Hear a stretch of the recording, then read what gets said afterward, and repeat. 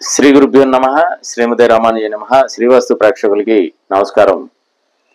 ఈ నెల 7వ తారీఖున మనకి భాద్రపద పౌర్ణమి నాడు మనకి చంద్రగ్రహణం, సంపూర్ణ చంద్రగ్రహణం అనేది ఏర్పడుతుంది. ఈ సంపూర్ణ చంద్రగ్రహణం మనకి 7వ తారీఖు అంటే ఆదివారం రాత్రి 9:36 నుండి అర్ధరాత్రి అంటే తెల్లవారితే 8వ తారీఖు అంటే సోమవారం అనంగా 1:26 వరకు ఈ సంపూర్ణ చంద్రగ్రహణం అనేది ఏర్పడుతుంది.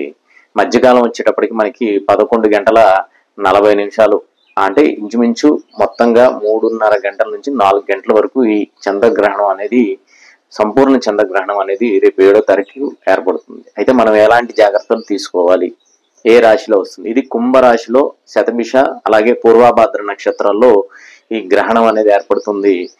కాబట్టి అంటే కుంభరాశిలో ఉన్న నక్షత్రాలు ఏవైనా కావచ్చు, అది ధనిష్ట కావచ్చు, శతభిషం కావచ్చు, అలాగే పూర్వభద్ర నక్షత్రాలు కావచ్చు. ఈ 3 నక్షత్రాలు ఉన్న వాళ్ళు ఈ గ్రహణాన్ని చూడకుండా ఉండటం అనేది మంచి పద్ధతి.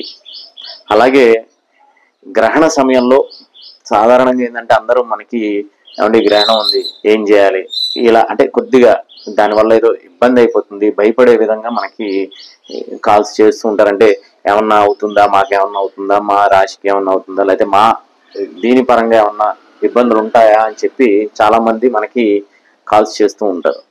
అయితే ఎప్పుడైనా కానీ ఏదైనా కానీ మనం శాస్త్రపరంగా వచ్చేదాన్ని వినియోగించుకుంటే దానంత బలం ఏది ఉండదు.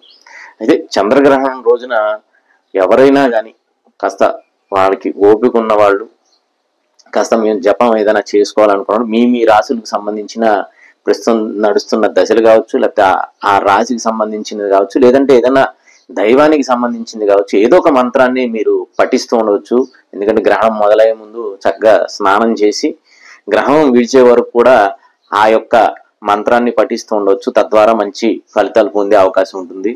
అలాగే ఏదైతే ఈ సమయంలో మనం ఆహారపరంగా తీసుకోవాల్సిన జాగ్రత్తలు, సాధ్యమైనంత వరకు సాయంత్రం 4 లోపే ఆహారాన్ని తీసుకోవడం అనేది మంచి పద్ధతి.